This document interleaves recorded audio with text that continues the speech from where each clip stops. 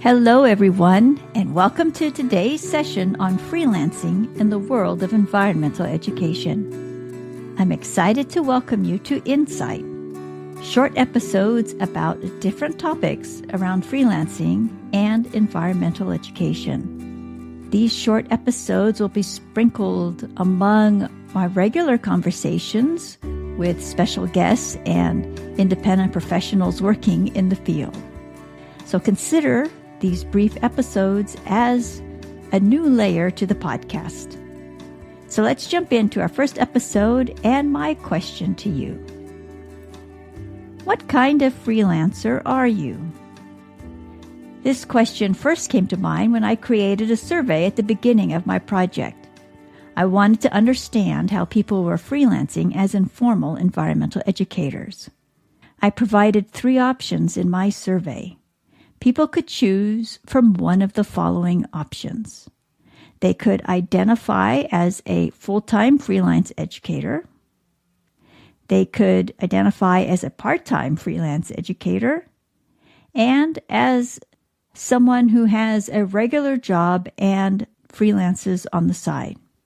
At the time, I thought I was asking a straightforward question. It turns out I was not.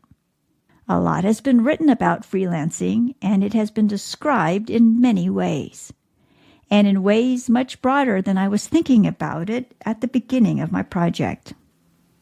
How many types of freelancing are there? Let's consider the different types that have been described by Nikita Tambe, an advisor to Forbes magazine. She describes 7 types of freelancing. Here they are. 1. Independent contractor. These are people who work on one project at a time. 2. Moonlighter. These are people who have full-time jobs and do freelance work on the side. 3. Diversified worker. Tam defines a diversified worker as someone whose income is a mix of traditional employee income and freelance income. 4. Temporary worker. Tam describes temporary workers as individuals who have temporary employment contracts who also do freelance work on the side. 5. Freelance business owners. A freelance business owner is defined as a small business owner who hires subcontractors to work with them on projects. 6. Freelance consultant.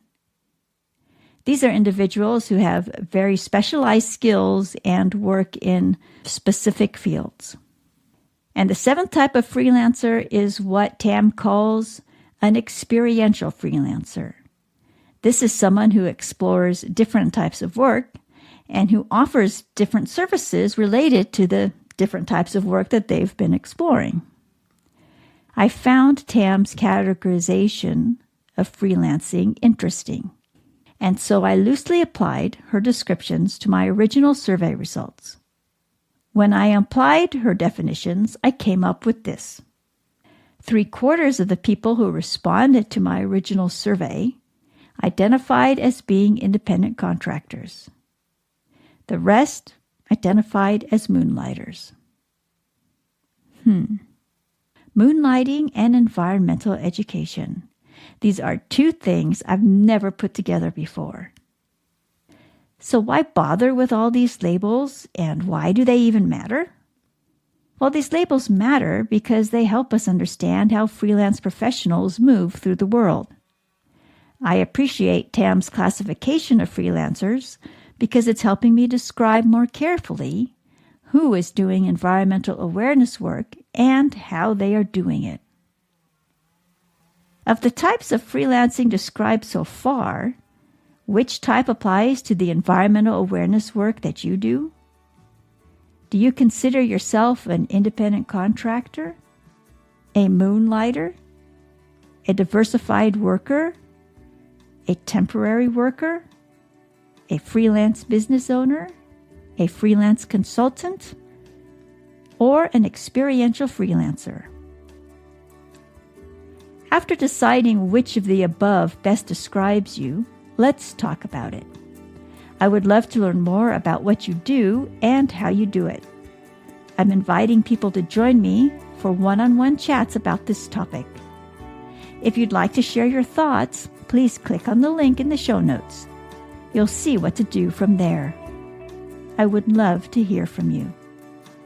Thank you for joining me today for this insightful excursion into the world of freelancing and environmental education. I'll see you next time.